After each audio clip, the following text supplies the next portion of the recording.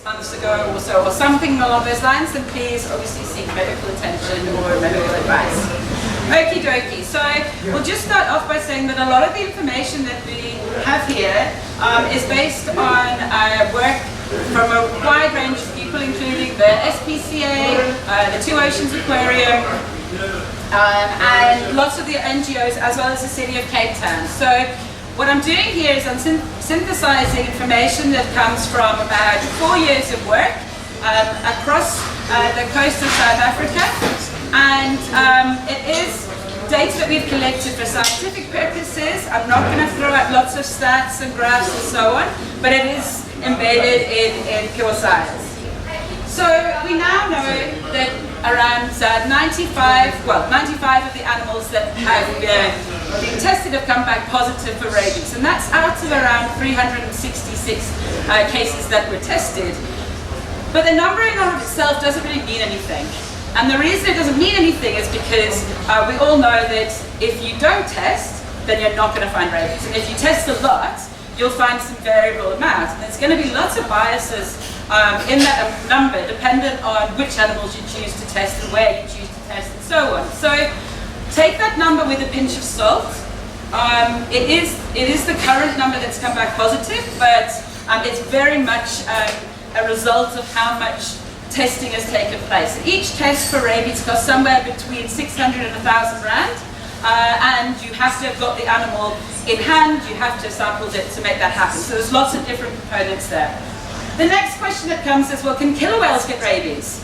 Is it that port and starboard are going to get rabies? And the answer, I go, but theoretically, yes. Theoretically, any marine mammal or any mammal can get rabies. Okay, so we know just over 200 species of mammal have been found with the rabies virus, and so we're now sitting with the first outbreak of rabies in a marine mammal ever globally. So we're sort of making history here in a way that we possibly didn't want to make history. We definitely didn't want to make history, but it hasn't happened before. And we are concerned. We're concerned that other marine mammal species, dolphins, or other seal species might also contract the virus. And it is a really nasty virus. And so we're going to talk about some of the characteristics of it. But theoretically, it is possible. We're just holding fingers and thumbs and so on that we can get a handle on this, and so it won't travel to other species. Neither really. It's a saliva transmission. So rabies is it's transmitted in the saliva. So it would be more problematic in this sort of hypothetical scenario if the seal bit the killer whale, for example, which, if you've seen animals with rabies, is actually believable in the sense that they just kind of go, they don't think, oh, that's a killer whale, I'm not going to take a shot. Right now we are seeing very sort of abnormally aggressive animals, and in a way that is sort of counterintuitive to sort of normal animal behavior. But yeah, that's the sort of short answer on that, I guess. Okay, the next question people tend to have is the sort of, should I care? Should I worry, or should I act? You guys at the back, please feel free to move forward a bit. I feel like I'm shouting and I'm doing well. Okay, can you hear? Okay, cool. That's fine, as long as you can hear. And the answer is, well, I think yes. I think that's why you're sitting down here listening. But if so, how should I act? And so we're going to talk about that with the coming slides. But really, to get at this question of what does rabies look like in seals, and should we act or should we care, we need to sort of think about the seals and their biology. We need to think about the virus, and we need to think about how we use the water in and around the Western Cape. Okay, so Cape fur seals, just a quick rundown. They are long-lived marine mammal top predators. They're highly gregarious. They like hanging out with one another. They're highly social as well. And they are very far-moving animals as well. So, for example, we had animals that were relocated from Hout Bay. The animals, the large male seals that get fed, they were relocated up to Clencia. Around a week later, they were back in Hout Bay. Okay, so those guys, they move because they know where their food comes from. Okay, so we've also had pups that were tagged in Clencia that have pitched up here in Simonstown and so on. So they move around, okay? They're often called water puppies. They're very inquisitive in the water. That's their safe space. Their eyesight is better there. And perhaps we shouldn't be too surprised that they've also now, like dogs, contracted rabies. But yeah, it's a scary phenomenon that we're currently in. They're synchronous breeders, right? So what that means is that around this time of every year, November, beginning of December, the females will have their pup, and they'll have just one pup, and then the female will actually nurse that pup and bond with it in the first week. She'll then be mated with by the large male who holds the harem, and then she'll go out foraging, and then over the next 10 to 12 months she'll intermittently go foraging, come back, nurse the pup, and so on. So she has a very strong bond with her pup that is based on both acoustic communication and also smell and also touch and feel as well. So they are very, you know, I mean, this is just a beautiful picture, so they have a lot going for them in my opinion. All right, the other thing to note is that they're generalist feeders. Okay, so as well as the fish that they're consuming, when we've recorded them consuming about 29 different species of fish at the surface. Okay, or prey at the surface, I should say. So that includes octopus, it includes some of the crustaceans. And one of the things to just note, if you've ever seen a seal at the surface, and I'm guessing a lot of you have, when they come up and they do this kind of whacking from side to side, they thrash those large prey items around. And they're doing that to break up the shark or the large fish or whatever it is, because obviously they don't have little fingers and hands to do it themselves. I just want you to keep that motion in your head, because it's one of the motions that we see very characteristically with animals who subsequently turn out to be rabies positive. So they're doing that not with octopus, but instead with, say, plastic bags or inert objects or something like that. So that kind of very extreme sort of thrashing from left to right of the head is something that we're seeing very characteristically in animals with rabies. Okay, so I said they're highly social. They usually seek out one another, and even sort of, you know, across different age and sex cohorts, we do find that they tend to like being around one another. Of course, not always the case. So we do see that there is aggression at the colonies, but what it is it's often short-lived, and it's very much that it de-escalates through both gestural and acoustic cues. Okay, so those guys are like, they're sort of barking at one another or growling, and then it'll all calm down again. So what we're not seeing in a normal seal society is extended aggression that then causes like really horrific injuries. Now with rabies, we are seeing that, and so we've had an increase overall in injury rates in our seals, both in those which have tested positive for rabies and those which have tested negative. And in fact, we've seen some really horrific facial injuries. So it is a welfare issue as well that we're coming into right now, because we're seeing some really like broken jaws, basic faces ripped off and so on. We are going to show some gory photos later, sorry, just a warning for that. The other thing is that we should expect death. So they are, you know, breeding, the females are pretty much always pregnant once they get into this sort of reproductive age, and we know that the mortality in the first year is very high, somewhere around 40%, right? So those first year pups, we can expect to see them on our shorelines at this time of the year. We can expect that they wash out, particularly after strong winds and currents that would lead to big washouts. And oftentimes people are worried because they think that the animal's been harmed in some way because its head's missing or its splitters are missing. And just to say that there are certain parts of the body that are softer, that are more likely to degrade faster than other parts. It sort of gets a bit depressing, but the point is that oftentimes, particularly with the pups, because they're quite fragile, they degrade quite quickly, and so not to worry too much if you find a headless seal on the beach. If you find a very fresh, if you find a very fresh animal with no head, maybe, but in general the sort of process of degradation means there's certain parts of the animal that disappear faster than the other. Also with with foraging, scavenging with gulls and so on. They pick at 2 points in particular. They'll pick at the navel, and then they'll pick at the genital, or the opening of where the penis comes out on the males. And so those 2 points you'll often find scavenging holes. People think they've been shot, but in fact that's just where the gulls and so on are picking at the carcasses. Alright, so we have around 2 million Cape fur seals distributed between Namibia and South Africa, and in general we have more animals in Namibia than we do in South Africa. So we've got about 40% of the entire species here in South Africa, and the largest colony is up in Clancy. Because we've got so many of them, and because they are top predators and moving far, we can describe them as an indicator species. So basically, if we see a lot of animals coming up on our shoreline, like we did back in 2021, we might be wanting to think about what else is going on in the marine environment, which could have led to that happening. So their health can indicate ocean health more generally. Okay, they have big, sharp, pointy teeth that are really disgustingly dirty. So even before rabies, you didn't want to get these teeth anywhere near you. Okay, there's something called seal finger that the sealers used to get, which is an infection in the knuckles from these teeth, right?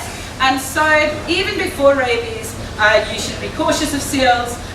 Now with rabies, unfortunately, we need to be much more cautious.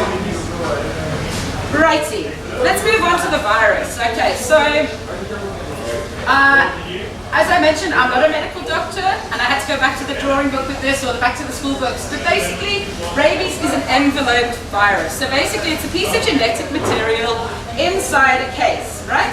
And in fact, it's got an extra case on it. But that case is made of lipid and protein. And lipid is another word for fat, and fat can be broken down with soap. Okay, so the first thing we need to know is that if you do get bitten, scratched, or so from a seal that you suspect has rabies, the first thing you do is you wash that wound out with soap. Soapy water, you get it, and you wash it, actually they recommend for 15 minutes.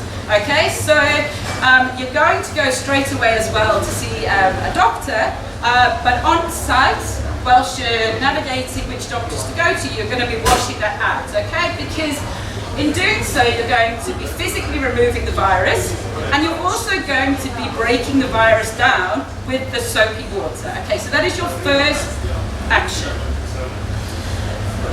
What you want to avoid is quickly closing that up, right? Closing that wound up, because you're locking the virus in there, and you don't want to do that. Particularly so, you don't want to suture. You don't want to stitch in at all, okay? So if at all you can avoid that, you must. But washing out with soapy water, cool, that's easy, that's cheap, that's a recommendation. On your boats, whatever, take a bar of soap, easy. You're then going to go and get vaccinations and so on, and we'll talk about that afterwards. Okay, so it might be old, but it ain't stupid. This virus is really fascinating. So if you have a chance, check out YouTube, check out what it actually can do, because although it's incredibly scary, it's also incredibly intelligent, right? Because what it's doing is, once an animal is bitten by a rabid animal, the virus transmits into through the saliva, but it actually goes unidentified by the immune system of the host. Okay, so it actually sits there in this incubation phase, and then eventually makes its way to the peripheral nervous system and then to the central nervous system. But once it's got there, it's too late.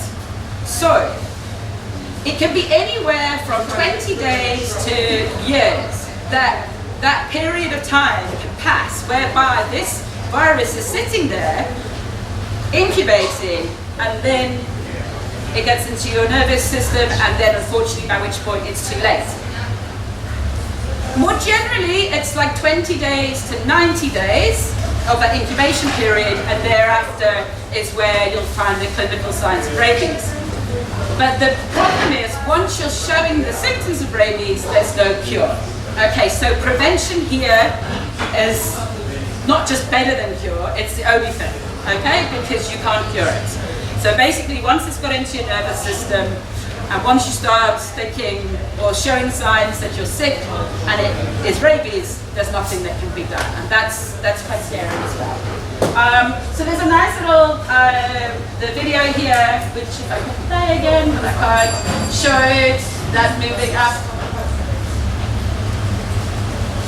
through the point of entry, which would be a bite wound or a scratch that's from an animal which has got rabies, and then it travels up,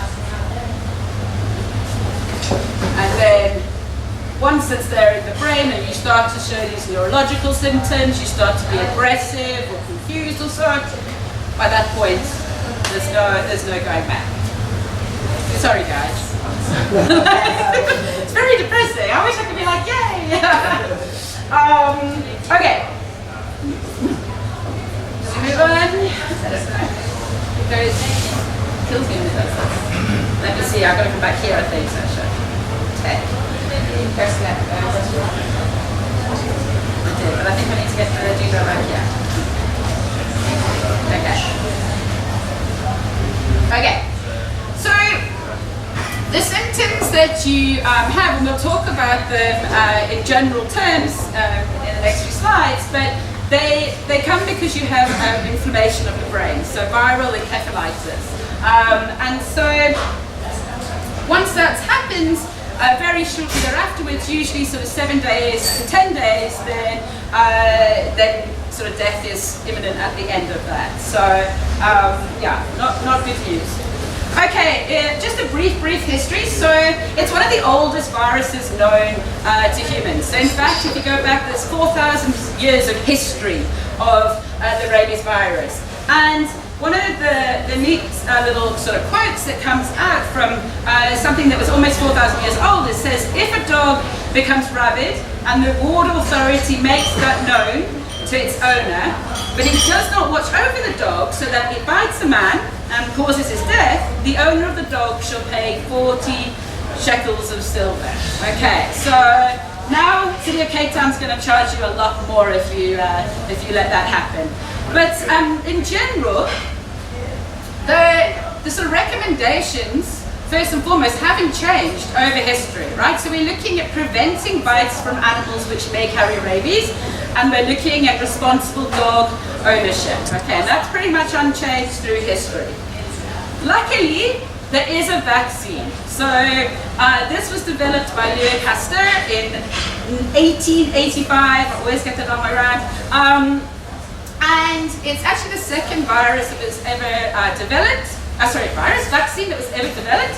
And it can be used, as we know, on our dogs in particular, and it has to be used on our dogs. And then also we can have that vaccine as a precaution. Okay.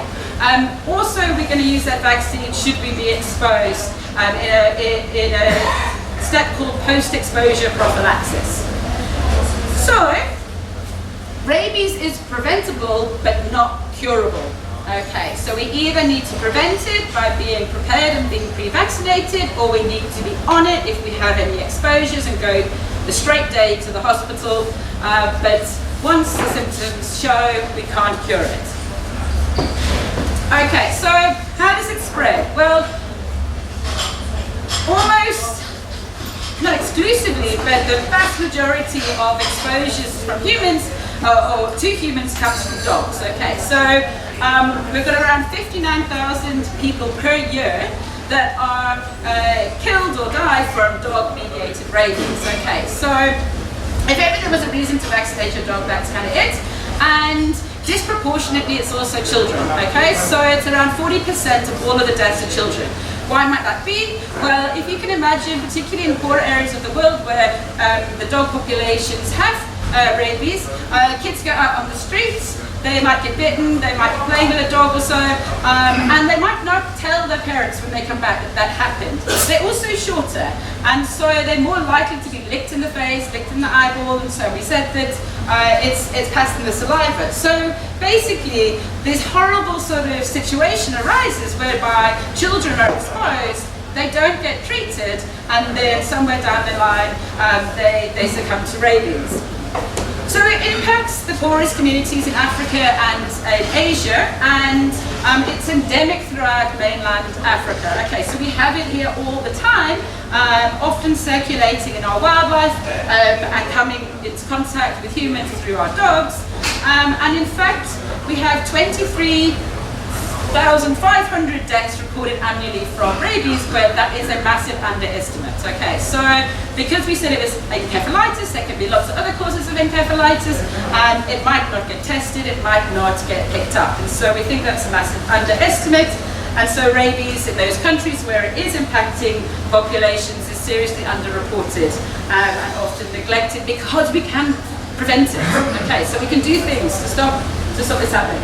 Okay, so it was introduced in South Africa in 1893, but it was actually controlled. And so that's the other good piece of news. We can control it if we take proactive steps. However, it did reappear in the 1950s, and now it's endemic throughout South Africa. Luckily, in South Africa, our death burden is pretty low. So you're looking at around some 10 to 20 deaths per year, but distributed mostly on the Eastern Cape, KwaZulu-Natal areas and so on. So there's a sort of geographic difference in where you're likely to be exposed to rabies. And in some ways, I think that that's also one of the reasons why it took quite a while for rabies and seals to be sort of picked up here, is because we're not used to it, right? Like we don't, in the Western Cape, I mean, I'm from England, so we really weren't used to it. But also in the Western Cape, you don't have it often in your dogs, for example. You can see here the green, and that's actually bat-eared foxes. So we do have it in the bat-eared foxes, but in the most cases, we don't have a lot of dog-mediated rabies, which is the red one. Interestingly, goats, I mean, there's all, as I said, all mammals could get it theoretically, but I think having a rabid goat, a rabid camel always feels a bit unusual, but it does happen. Rabid horses as well, yes. Yeah, just like 2 dots in the sea now. 2 dots in the sea? Yeah. Yes, and also, actually the proportion of wildlife cases tested that the seals kind of contribute to now in terms of rabies is actually quite significant. So, yeah, that's a shame. Okay, so we get various different strains of rabies. So, as I said, it's made up of the virus has got different genetic markers, and so we can actually test the brains of an animal which has rabies and look at the viral strain. And from that you can work out where it came from. Did it come from a black-backed jackal? Did it come from a raccoon? What did it actually, where did this virus sort of originate? And so what's quite interesting there is that when we have the first seal case here in the Western Cape that was positive, actually no, I should say, when we had the first dog case that was positive for rabies in 18 months in the Western Cape, it turned out that it had got rabies from the seal. Okay, so I'm not sure if you're familiar with the story of the lady in Komiki. Her dog was wandering on the beach, she came back, she thought maybe it had been bitten by a seal, but it did 2 weeks later succumb to rabies, and it was proven that rabies came from a seal. Okay, and so we think now as well that the rabies in Cape Fur seals originated from black-backed jackals, and if we think about that, there are plenty of places in the distribution of seals where we get black-backed jackals roaming around foraging on seals. So not a complete surprise. There is also some indication that we've had an introduction into the seal population from a bat-eared fox as well. Okay, so brief history of rabies in marine mammals. It will be very brief. In 1981, the first marine mammal to ever succumb to rabies was in Norway, and it was a ringed seal. And we call that a spillover event because there was an outbreak of rabies in the Arctic foxes, and the sort of leading theory is that one of the seals got bitten by an Arctic fox, that seal dies, but nothing else happens. Hooray, okay, good. Then we have a polar bear 10 years later that also, same story, it succumbs from rabies. It's the only polar bear that gets rabies. We think it's because of the Arctic foxes. That's the end. Okay. And then we go on to 2024, okay? And when we was putting this slide together, I thought that this looked quite cute, like a Christmas diagram. You've got your Arctic fox, your ring seal, and your polar bear. It looks all very festive. And then I googled what rabies actually looks like in an Arctic fox, and it's pretty horrific. So this is an animal that actually has succumbed to rabies. Okay, but we now sit here at 2024, 2025. Okay, we're sitting here with the first outbreak of rabies in a marine mammal anywhere in the world. And as I said, it was a dog from Cape Town which was confirmed with rabies, which sort of sparked everyone's senses and said, okay, well, was that from a seal? And we were actually asked to send away some of the brains that we'd been working on. So when everybody else was voting in May 2024, I was boxing brains and sending them to Pretoria. And from May of last year, we sent away 4 animals' brains. Each of those animals had something a little bit unusual about it, but it was just the 4 that we had as well. Of those 4, 3 came back positive for rabies. Okay, so it was the animal from Big Bay. We had an animal from Big Bay. We had one from Muizenberg, so you may remember some surfers got bitten there. And then there was also an animal from Strand. The animal that didn't come back positive for rabies actually had horrific facial injuries that we now think was most likely caused by a rabid animal towards that individual. So we'll come to the characteristics of rabies in seals a little bit later, but just to say that those 4 animals were unusual to us, and because they all had injuries, they all came up alive, and some of them were reported as being overly aggressive, but they were all fat as well. Okay, so for those of you who are familiar with seals coming up along the coastline, what you often see is very skinny animals coming up. And that's because, well, in general, if you're sick, you often lose weight, that kind of makes sense, but also because a lot of the animals that we see coming up are going to be yearlings. So they're going to be just weaned, just around 12 months old, and they're kind of like your teenagers where you hopefully kick them out of home someday, and they kind of have to sink or swim, right? So in those situations, they actually, you know, some of the animals aren't going to make it, and you have very malnourished seals coming up along the beaches, and they're very, very skinny. That's the vast majority of the animals that we were familiar with working on. So to have fat animals in our data seemed a bit strange, and it was strange, it was rabies. Okay. Move on quickly, and in July we had the first rabies planning meeting in Cape Town. So just to say, there has been a lot of stuff going on in the background. You might sort of think, what is it? But there has been a lot of discussion and working together in the background. We sent some of our samples away to be tested, and I'm looking at Nicole at the back because this young lady has taken out more seal brains than you would like to think, looking at her. But she's done an amazing job of collating this information and sending it off, and basically doing all of the groundwork in the background. But we'd already sent these 138 brains away, and we can see now that the first case of rabies dates back to August 2022, and it was in fact an animal that came up in Komaki and bit an elderly lady.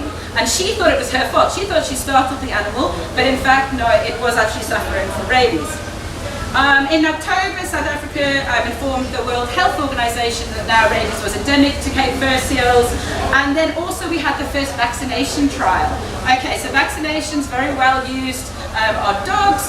Could they also be well used in seals? And so that's something that's been led by the Two Oceans Aquarium, and really sort of groundbreaking in trying to work out whether or not we can get some immunity in wild animals using a vaccine process. And just to say that we, as Sea Search, have done a fair amount of carcass surveillance, and this time last year, when we were doing surveys of the False Bay coastline, for all of the animals that we came across that were not pups, because you're hoping that pups aren't born with rabies, but that's also a hope, but all the non-pups is around 1 in 4 animals actually had rabies last year.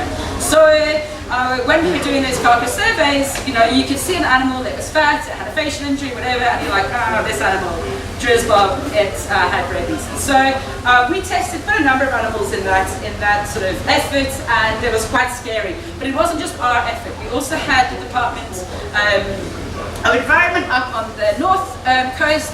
They surveyed 34 animals there, just carcasses, in the Clainsia area and so on.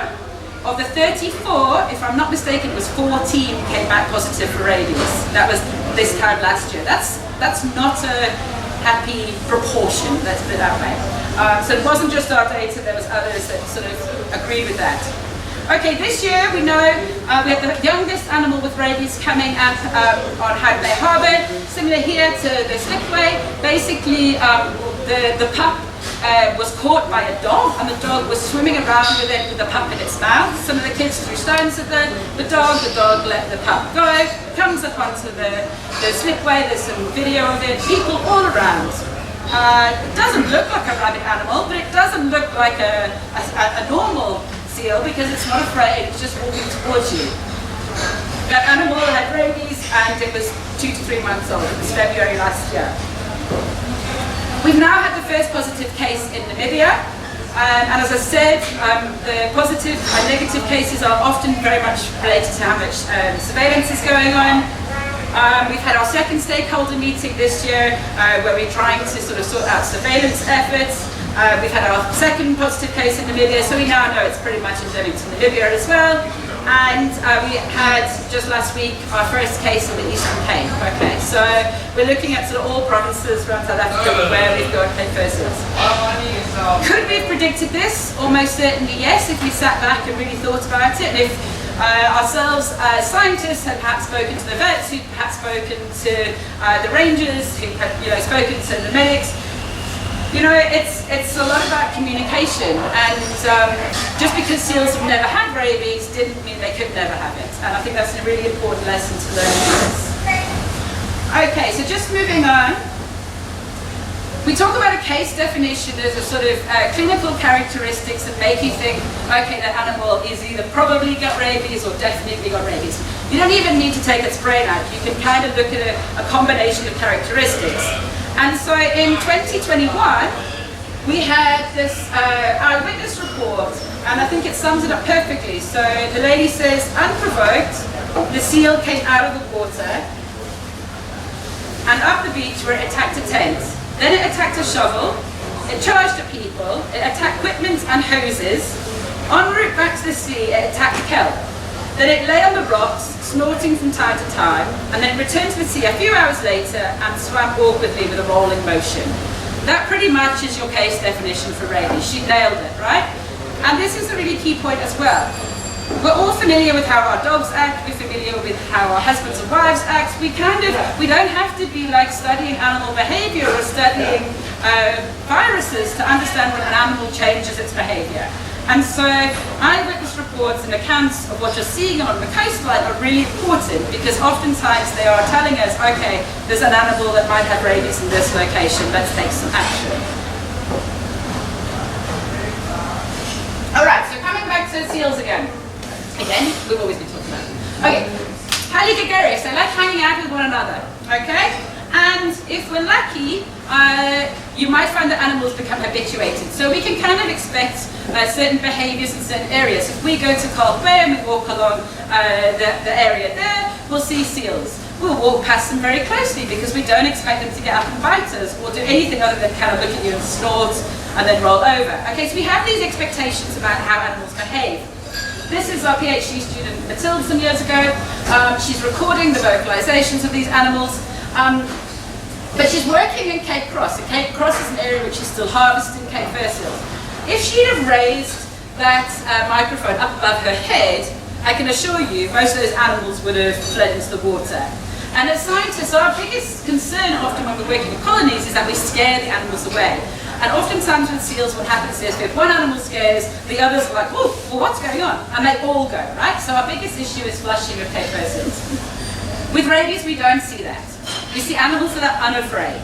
And so that's another really important telltale sign if you're dealing with an animal that comes upon the beaches. Does that animal flee back into the water straight away? Because an animal with rabies more often than not won't.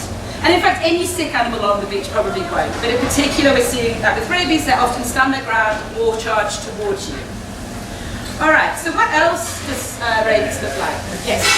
Something else that I've noticed on the water around areas where there are normally clusters of seals, when there's a rabbit seal, the other seals will avoid it. It's on the list. Yes, but absolutely, yeah. So, okay, I know you can't read this, but we put this together as a sort of thought exercise in terms of if you were dealing with a seal on the beach, what's the chances it has rabies? Okay, so I'm going to break it down a little bit. So, if we spot a seal, the first animal we see is dead. Okay. The next question you want to ask yourself is, are you in a remote area? And are you wearing your glasses so that you can read the slides? No.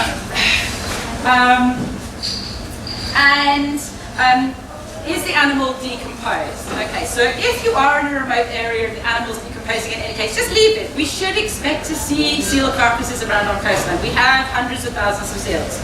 Okay? So in that case, no action's really necessary. We've said if it's rot, let it rot, which my Afrikaans accent's not very good. But anyway. If it's in a public area and or fresh, okay? It raises a level of concern. We have had instances recently where children have been playing very close to fresh carcasses. Okay, and I don't want to see that as a parent. I'm sure you don't want to either. If you see something like that, then I would report it straight away. And you can either report it to the person, NSRI, or the shark spotter, or whoever's sort of in authority in that particular zone. We do have carcass clearers who are going to public beaches and removing animals, as they have always done, but now with a little more urgency and hopefully with a bit more PPE. But the other action you could take is you can telephone the City of Cape Town on the number shown here, or you could log a C3, I think it is. I've never done that. But at some point the carcass should get removed if you do one of those things. But it's really about if that's going to be something which is going to be close to other people, or other people are going to be close to it. Yes? Sorry, that number over there, the Cape Town City number, who's that? So we'll come to it. That's the response, kind of the active response. The sort of more passive response, as far as I understand it, is the log a C3. But I have to say that we've never really done that because we're scientists. So when we hear about carcasses, we go and take pictures and sample them. We don't necessarily remove them, and if we do remove them, it's a very different scenario. So. In general, if you find a carcass, you are just going to leave it if it's laying in situ, because either somebody's going to remove it or you're in an area where it's not posing a threat. Rabies in and of itself is quite a fragile virus. So when we were asked this question, or when we asked this question to the state vet, and we said, well, what do we do about these carcasses that are along the beach? She was like, well, don't let your dog roll in it. Don't, touch its mouth. But those are the kind of levels of being in contact with the animal that you would need to be in risk. If you just leave it in situ, or if you bury it with sand or so, then that can be enough. Can we see that number? Sorry. Yeah, it'll come up, don't worry. The other thing to say is that as scientists, we are recording all of these events, okay? So we are trying to track this and generate some information in time and space about the number of rabies cases. So we do have these case reports ongoing for animals that come up to on the beaches alive. So this is the sort of more risky animal, okay? It's alive. Very baseline kind of yes, no. If it's alive, is it with other seals, okay? Because healthy seals hang out with their pals, right? We said that. And so, as you said, gentlemen at the back there, in terms of how the other animals in the colony are dealing with an animal with rabies, oftentimes, by the time we see them on the coast, those animals are by themselves. So if it's alive and with other seals, and it's in the sort of place that we would expect to see seals, so at a colony or in the ocean, then we can just, monitor it maybe, but then we're not going to take any major action. But if it's alone Oftentimes a sick seal is going to seek solitude, and particularly if it's in an unusual location. So a busy beach, a slipway, a public walkway, somewhere you wouldn't expect that a seal would just be. And you guys know that better than I do, okay? So you know where you expect to see seals hauling out, and you know it may still be on a beach, but it's like, oh, I haven't seen a seal there for a few years or something. At that point you should be sort of thinking, well, what's up here? It may just be sick, it may just be resting, but it might also be rabies as well. Okay, and at that point, you're going to ask yourself, is it acting strange? Which is a very vague term. But as I said, I think that we all know when our dog acts strange, yeah? Or when our partners act strange. And in fact, when you're watching an animal, you can see these slight differences in their gestures. And I'll show you what the seal with rabies looks like. But in general, if you think that animal might have rabies, at that point, phone that number. Okay? Because in doing so, you then may have stopped somebody else or yourself being exposed to rabies, and that would be a really good thing. Okay, so what are we looking at? When we're talking, so this is the extreme version of animals acting strange, and this is the hyperaggression that we've talked about. So this was a biting incident at Camps Bay. It's actually the day that my son was born. So we know that I think 2 people got bitten there, a child and a lady who was an actress. This is Plettenberg Bay. So oftentimes, like any sort of emergency situation, you don't quite know what's going on until it's too late. Seals can get a big bull male over 200 kgs. Even a smaller animal, if it's healthy, is going to weigh 40 to 80 kgs. So you're looking at, you know, a big dog coming at you effectively. Have you seen it in bigger individuals? Yeah. In seals? Yeah. Okay, so you see a seal, does it have rabies? I can't go through all of this for time reasons, but just to say on shore, we're looking at things like thrashing the head side to side. We're looking at biting inanimate objects, biting kelp aggressively, sort of shaking it around. I've said heaving and humping, it sounds odd, right? But if the animal is just sort of lying there but looks uncomfortable, it's rolling over, its back portions can sort of start looking like it's trying to hump the floor, basically. And it's wobbly, it's stargazing, it's got sort of what we call neurological symptoms. But also just restless, uncomfortable. It's not like a normal seal that just stops and sort of lies flat and doesn't do anything. It's actually, if you watch it closely, showing these kind of signs of the disease. And also if it's chasing birds, fighting dogs, so it's just reactive, it's responsive. It can be easily triggered by light and by sound. There's a lot of these different sort of descriptions of what it might be, okay? And it's tricky, I do understand, particularly if you're in the water with animals, okay? Because what can happen is that a seal with rabies is like floating on the surface, it looks like any other seal, and then it's triggered by something, and it will then charge at the person, the boat, and so. It's really difficult to differentiate that from just a seal logging at the surface and relaxing and so. So I do appreciate that, and I think it's just about being cautious and being observant. And there are some other sort of actions you can also take. But one of the other key things is their appearance, okay? So they're healthy in size, they're fat, they're any age and they're both sexes, okay? So there's not a differentiation. We have post-mortem a big bull with rabies, and it wasn't pleasant. But that's not the only bull that's come up with rabies. There have been biting attacks that have been bulls with rabies in October this year, for example, and that's not good. They are described sometimes as having red eyes and foam around the mouth. And then we often see them with these injuries because they're fighting one another in colonies, so they're going to come out more with jaw injuries, head injuries, bite marks. And then as the disease progresses, you're going to see paralysis set in. So that can be in the hind area, it can also be in the chest area, and this is one of the reasons why you have this hydrophobia described in humans with rabies. And it's not because they're necessarily afraid of water, they're actually afraid of drowning. So being like forcibly fed or given water that would actually, they can't swallow because you don't have the ability to, because it's causing this paralysis. Difficulty breathing. Okay. At the colony we see extreme aggression and animals are often left by themselves, okay? So we can have a photo of that in a minute. So the signs of rabies are similar across mammals. So once you get into a clinical situation, as I said, that's where it's not curable.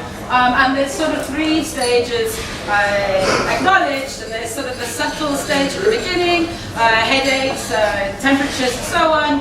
Then you get this excitative stage where there's hyperactivity, there's triggers, there's attacking without pause, sensitivity, and then at the end you get this paralytic stage where the animal is very close to death. One of the key things with regards to dealing with seals is that you might come across an animal at any of those stages, okay? So, yes, absolutely, the most scariest stage from the perspective of a water user is the aggressive stage, okay, where it's coming at you or it's coming at the boat or whatever. But if you come across an animal in the paralytic stage, you maybe just come too close to it because you're like, oh, it's just a sick animal, like any other sick seal we've seen over the years. But that could also be an animal with rabies as well. Not to scare you, but just to say don't be lulled into a false sense of security because it's not all bitey teeth and foaming at the mouth. It could be very, very close to the end of its life, and it may still have the disease. So Nicole's put together a large compilation of what this would look like. See if I can play it. Yeah. Okay, so these are animals. These are on YouTube as well. Sea Search. We have a YouTube channel where we have lots of things, and this is just one of the playlists. So animals with rabies or suspect rabies.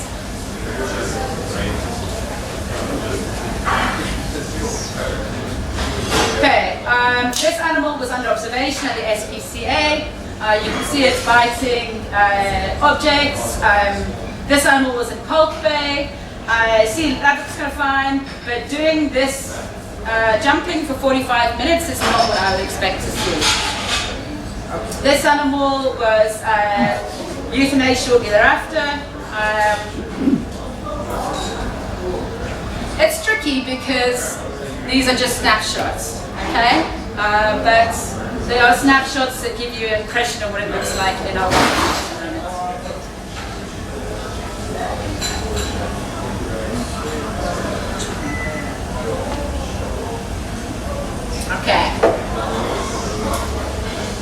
Okay, so at the colonies we do see that animals with rabies are often left alone, if you will, and that's because they're basically chasing the other conspecifics that are coming into that circle, so it's basically being hyper-aggressive towards anything that comes close to it.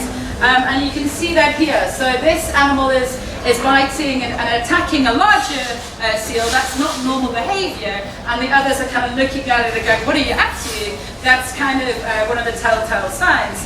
And so we have seen, say, females attacking big bull males. Again, you wouldn't normally see that. Even adults attacking pups. Again, not normal behavior. So all of these sort of social behaviors that you would expect are kind of being degraded by this disease. Unfortunately, you also get, as a result of lots of fighting, but also even the animals sort of self-harming and banging their heads against rocks, and so we're seeing an increase in broken jaws and extreme facial injuries. And this is the rabies negative animal, and this is one of a cluster of animals that we have had with these really horrific facial injuries that we think are caused by other animals with rabies. So if you do see a seal and you suspect... How can that be rabies negative if it's attacked by an animal with rabies? Because it was euthanized basically the same day. It actually had rabies and it most likely was bitten by an animal which had rabies, and had it survived that bite and gone on, it may well have got rabies. But at that point, it was on Komaki Beach, it was euthanized and tested negative. So this is the incubation phase between being bitten and showing signs. Okay, so if you do see an animal that you suspect has rabies, we obviously want you to report it. So if you're a water user, you're going to report it to the shark spotters, the NSRI, the lifeguards, somebody in authority in the area that you are out and about in. And ideally you would take the time, an accurate location, so the pin location on your mobile phone, and a description. And just saying it's a big brown animal does not help. But if you have something else, like it's got an injury, or it's got a this, or it's got a that. I mean, obviously size does help to a certain degree, but that's one of the issues with seals, is oftentimes they all look the same. The next is, please monitor that animal. So please do take responsibility. You're in the room now. In general, you know, if you're watching the animal, it's very easy for them to move off, to leave the area and so on, or you to move off. And in doing so, you're potentially leaving other people and other dogs susceptible to being bitten by an animal with rabies. Okay, so at this point, your social responsibility kicks in and you monitor that animal. From a distance, please, obviously. We'd like video, because that can really help speed up the process of deciding from the management side, okay, yes, no, is that rabies? And then also, please do be that person that warns other people. So, people coming along the beach with their children, with their dogs, please be that person that says, guys, we think that animal's got rabies, keep away, okay? Because you don't want to be sitting back and then a child gets bitten. Like, that's not cool.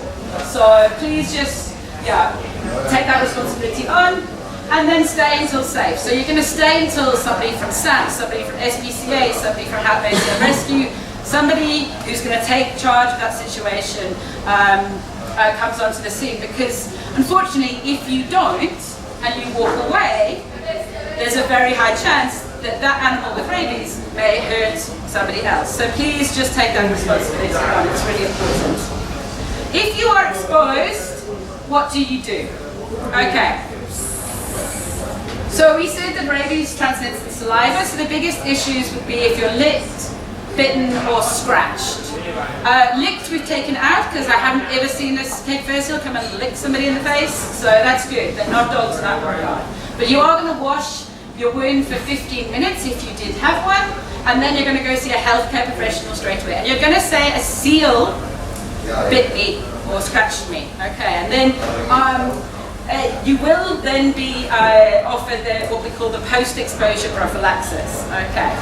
And so the first step in that is your 15 minutes of washing with soapy water, but the next steps involve some vaccination. And so if you are not pre-vaccinated, then your course of action differs from somebody who has already been vaccinated. So if you have an animal care worker or touring in different countries, you may have got your vaccine already, that's great. You're gonna fast track some of this, and that's brilliant because you've got some immunity already. If you haven't been pre-vaccinated, then this is kind of what you do. So no exposure, category 1, you've just been near the seal, great, you don't need to do anything, but please do report that seal, as we said. Category 2 is an exposure. And so you need to seek medical attention, and that can be very mild in your opinion. It's a nibbling of uncovered skin, minor scratches or abrasions without bleeding. That's still counted as an exposure. And you can see here, this is a lady who was nibbled by a seal during a seal snorkeling experience. She needed to go and get post-exposure prophylaxis, and that involved a course of rabies injections. Okay.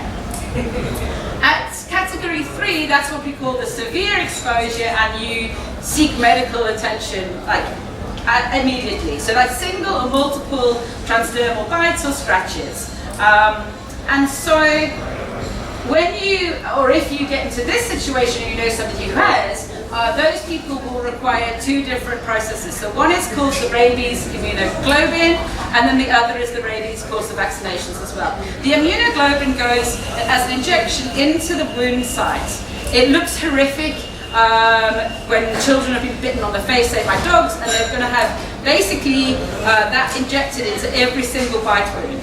And that is going to give your immune system a boost at fighting rabies virus at the source, which will be at the wound. So that's what you need if you have not previously received any vaccinations, and you need to get that within 7 days of being bitten. So basically, so that your body can start that fight straight away. Okay? And then just say, following on from that, you will then need a course of vaccinations as well. So you're getting an immune boost and you're getting your rabies vax as well. And if you do that in a timely manner, the prognosis is really good. It's just if you don't do that, that we can't cure it if you have rabies. And just to say with your exposure, that's any degree of skin break, okay? So the person on the right here, where you can see a scratch, all of these were caused by seals, but where you see the scratch here, that still counts as category 3 because you can see a little bit of blood. So any amount of bleeding is category 3. You need to go and get your rig, and you need to go and get all those inoculations as well. Okay, so just in closing,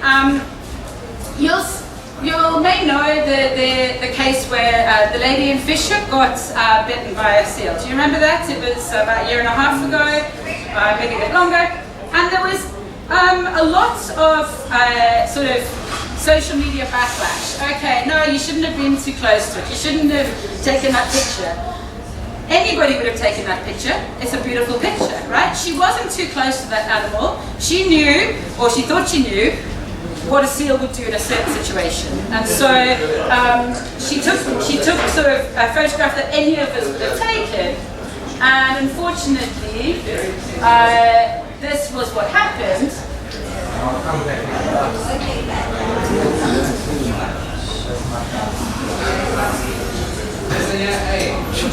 Now it's really hard to run on sand. It's very hard to run on sand when you've broken your ankle in many injuries she had.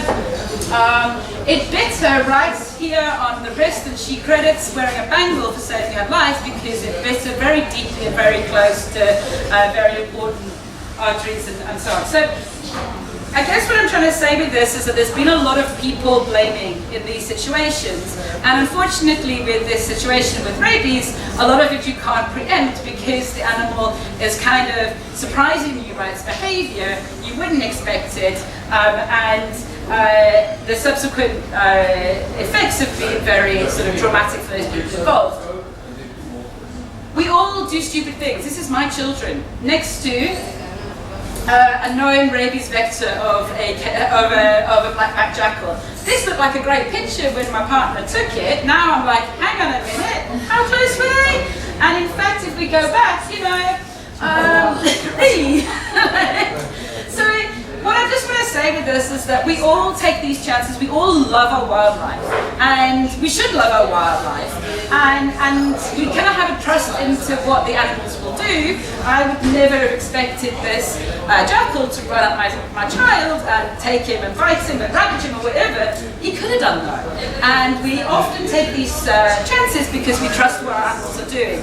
With rabies, we maybe just need to rethink that. These are animals now that are undergoing an outbreak of a disease which is horrendous, and it's affecting their behavior. Okay, so we come full circle with what does rabies look like in seals, and I think we've kind of answered some of that. Just to say that there now is a real push in the sort of academic circles for healthcare practitioners, for scientists, for people from all different disciplines to work together, and acknowledging that if we do so, it's actually better for human health and better for animal health and better for conservation. And this is kind of the One Health approach to health in general. So we need to be talking with each other, we need to be integrating information. This is, first step towards it was the workshop that was conducted last year in Cape Town. This is the updated one, so that includes a lot of different backgrounds of people, from postal managers to vets to healthcare workers. And so there is a lot of work going on in the background. None of us expected this to happen, and it is a very steep learning curve, but there is action going on in the background. So that's it. Thank you very much. Any questions? Straight off the bat. Thank you. Would you know what the efficacy of the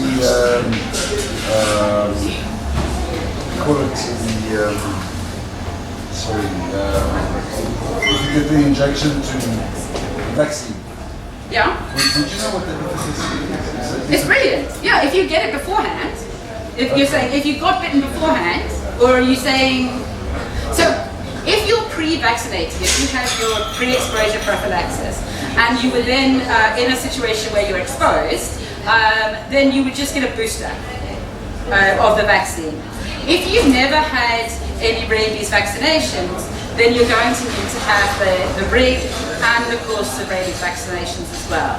So if you're somebody who uses the water a lot and encounters seals a lot, I would be thinking now, should I be vaccinated? And so, for example, all of our team at Seasearch are vaccinated, and we got vaccinated pretty much the day that we sent those brains away, and we should have got vaccinated beforehand. But also, if you're somebody who is in responsibility, or a position of responsibility with others, so a kayak, a tour leader, a dive leader, anything on backgrounds, I would also definitely recommend it, because then if somebody gets into trouble in your care, you're going to be more able to step in. I'm not saying you should put your life on the line, but I'm just saying that, you know, you're one step ahead, and that's really important. Yeah, and it's a really effective vaccine. My experience was there was no side effects. I can't speak for everybody, but it's really like, this is why rabies is considered a neglected disease, because it is preventable with vaccinations. Vaccinations in your dogs and vaccinations in your public as well. So, yeah. Hi. So how long is the vaccine, if you get vaccinated, is it effective forever or just No, so that's a healthcare question that I don't want to necessarily answer off the bat, but it's around 1 to 2 years. But the thing is, I'm going to look at, hello, this is for the vets. Every 3 years, humans, the vets. Yeah, so you would go get your first, course of vaccine, and then that's the question that you would ask to the person who's giving it to you. But you can also check the efficacy of that vaccine by having the titers check. So basically looking at your immune response to make sure that your body has built that immunity. So yeah. And then what's so you say we should have expected this, right? What was the word? I don't know what. Yeah. And I suppose like nature, this is part of nature. It's like when animals get close together, they probably get spread as a way of kind of balancing it. But if we, what is the solution? I mean, when you see a sick animal, are you kind of euthanize it, putting it out? Because the problem is, if you can expect it in seals, then and killer whales forget it, and they eat seals. Like, surely we should expect that a killer whale is going to go nuts soon, and that's a lot scarier than the seal going nuts. So a couple of things. Firstly, it is a huge learning curve. So things with marine mammals that are very different to terrestrial mammals. So we have a big thick blubber layer. They're living in obviously the marine environment, the salty environment. We're not sure how the virus will live in that environment if it were. So I think one of the reasons why essentially we haven't seen humans so far, thankfully, get rabies from a seal is that the seals are sort of flushing, the water is flushing out the saliva as they're swimming in the ocean. The killer whales that we have around our coastline aren't known to favour seals as prey. So you need my other half to come here and give you a talk on that, but basically they're not eating seals. So that's one thing, but they obviously are in the same environment. And yeah, like a little bit of forward thinking. I had the guy from, one of the scientists from the British Antarctic Survey on the phone this week asking, should we be worried about South Georgia and our elephant seals and our other species of seals that are there? And the answer is yes. Like that is what concerns us as scientists, is if we don't get a handle on this in the Cape fur seals, what is the chance of a visiting southern elephant seal, for example, getting bitten? That incubation phase is during its southward migration, takes it back, and then there's an outbreak there. It is a risk. And so one of the reasons that Two Oceans are leading this vaccination trial is to vaccinate any visiting or vagrant seal that's coming up on our coastline in the hope that that won't happen. But we still don't know how effective that vaccine is. Because you're dealing with blubber and you're dealing with much larger animals. There's a lot of different variables. So there's some science that's going on in the background. It's possible that in the future we might want to think about some method of vaccinating the seals, but there's 2 million, so how do you do that? With wild animals like dogs and so, you can do oral baited vaccine, so you basically like having a tasty, you know, fishy, meaty sort of capsule, and then the animal bites it, and then it kind of self-vaccinates itself. And that's worked really well in some places to remove, like in the US, to remove rabies outbreaks in wildlife. But with seals, they don't eat like that, they don't scavenge, so it's going to be harder to think of ways to vaccinate them. Hi. So you're saying only seals that you know come close to humans or have come from someone else are being vaccinated at this point? At this point, the vaccination trial has focused on animals that have been habituated. So you're looking at animals like those in Cold Bay or in Hag Bay. It's focused on captive seals, and then also a different species that's come to our coastline. For example, an elephant seal is quite a tricky one because when they come, they often hang out with other Cape fur seals.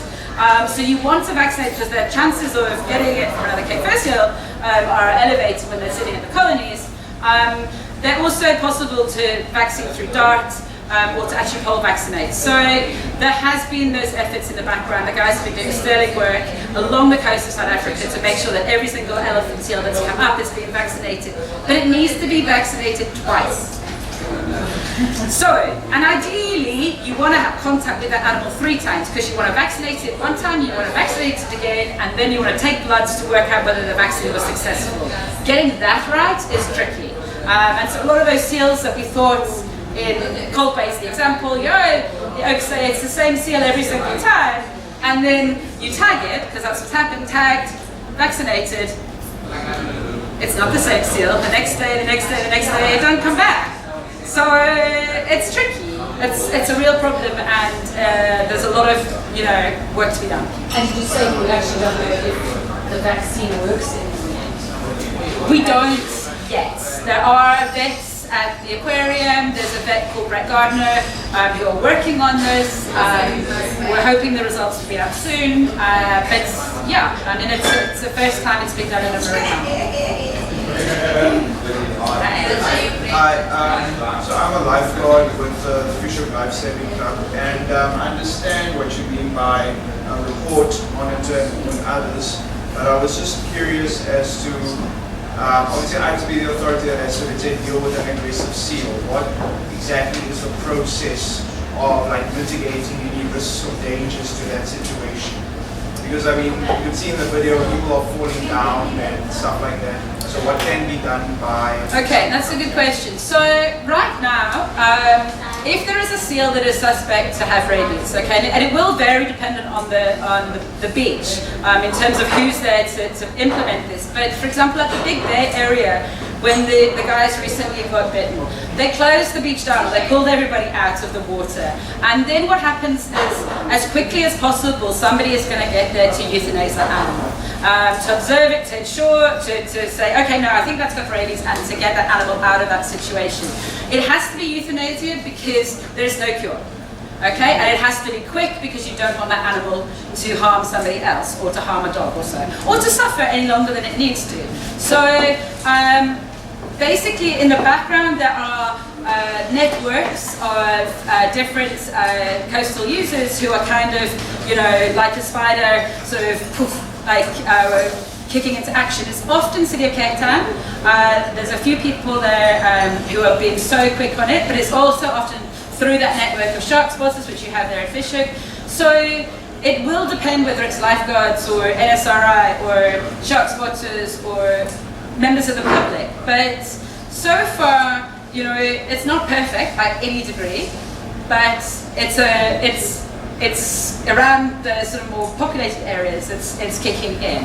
But it's all volunteer oftentimes. So City of Cape Town not, but Sunday afternoon, Arne, he was on his way to a 50th birthday party, he detoured back and he caught a rabbit seal and he got it away from kids on Cold Bay. So it's a lot of extra overtime that people are putting in to ensure public safety. And we still have concerns about how to deal with this at the colonies, because you may be able to identify a seal with rabies at colony, or think you can, but then how do you implement any management of that, any euthanasia or so? That's really quite tricky. Sorry, I mean, that's what you asked. If you see a seal that's potentially rabies, so they euthanize that in the colony or they just leave it? So City of Cape Town, and it's happening the same in Platt, so there's different groups along the coastline who are trying different approaches to try and manage this. Ideally, it's very tricky to euthanize in a colony. We're in breeding season now as well, so you don't want to cause more sort of harm than you save, okay? So the issue is about if you're trying to shoot an animal, how would that work, if you have ricochet and so on. So there has been active euthanasia at of animals within the colony scenario. It's definitely not perfect currently. It will hopefully get better, but it's quite an undertaking. Yeah. I was going to say, wouldn't they use darts or something? They don't shoot like a gun, like darts. Look, there's different methods, and that's not. It's still kind of in debate about the best way of getting that. Yeah. So you need. I mean, if you're going to dart like with something, then you're going to have a vet. There's different legalities regarding who can do what, and it becomes quite. Yeah. It's definitely on people's minds. But, yeah. So, is this possibly the new normal? So, is there light at the end of this tunnel? And as Capetonians, will we have to get used to having rabbit seals in our waters? And of course, if you have a dog that's rabid, you can spot it from a long way away. But a seal you can't because you're in the water, so you don't have that kind of visual perspective. So, would it be a suggestion to have people that are regularly in the water to be vaccinated? Yeah. So yes, it would, and that comes not just from myself, but from Lucille Bloomberg, who's the head of the National Centre for Infectious Diseases. We gave a seminar together a few months ago for swimmers, for cold water swimmers, and it kind of is the recommendation because, as you say, you're swimming, you're enjoying your environment, and then you can have this happen. And you don't want to always have it at the back of your mind. And to say it's the new normal, it's sad. When we first, the scientists were sitting in rooms and the state vet was saying, well, it's endemic, there's nothing you can do. You kind of sitting there going, are you serious now? Like, we've got to be able to do something to make this, not only reduce the suffering of the seals, and also reduce the suffering of people, but also like not get to other species. Yeah, it's not a great situation. Like, we need to be modeling, and there is some scientific work going on to model what this will look like down the line. It also needs an investment in terms of surveillance, and every group pocket of people, whether it's the state vet, whether it's the NGOs, whether it's city, whoever, they're all like massively overworked and underfunded, it would seem. So when you go, why don't we do this? You go, okay, well, who's going to fund that? And at the moment, this issue sits between wildlife and humans. And it's sort of like a funding void, it would seem, which is which is really scary. I mean, we're quite good at writing grants, and we've really failed on this front to get much going. But it needs attention at this stage to prevent it becoming a much larger problem, and also because the number of animals that are impacted is not the only issue. It's also the number of people who are swimming and working in the sea and dealing with the sea, and it's just the fear as well. You want to have your mind at ease in that space where we all love. So yeah, it's a tricky one. So would you say this is endemic now? It is endemic. That's what they said that. So that's it. It's fatalistic to say it is it, but there have been cases in history of wildlife with rabies getting under control, or rabies in wildlife getting under control, I should say. So, yeah. But the safety of swimmers has been decreased. Sorry, I mean it has. We had a surfer recently. We had 3 spear fishermen last year before, so it's quite a few cases. It is. Unreported. There are those cases were reported. There are a number of unreported cases. When you put it all together, it's a small risk, but it's a very impactful event when it happens to those people. So we've had people who, for example, Debbie ended up getting septicemia. We've had people who've needed skin grafts or reconstructive surgery. We've had people who've been bitten on the head, which is very close to obviously your brain, well, it is your brain.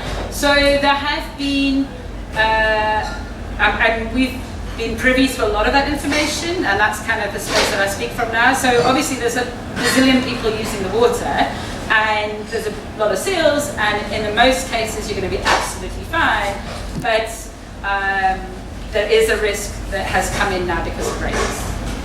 It's a very difficult decision as a parent, you know, to now do you let your children go in the water or not?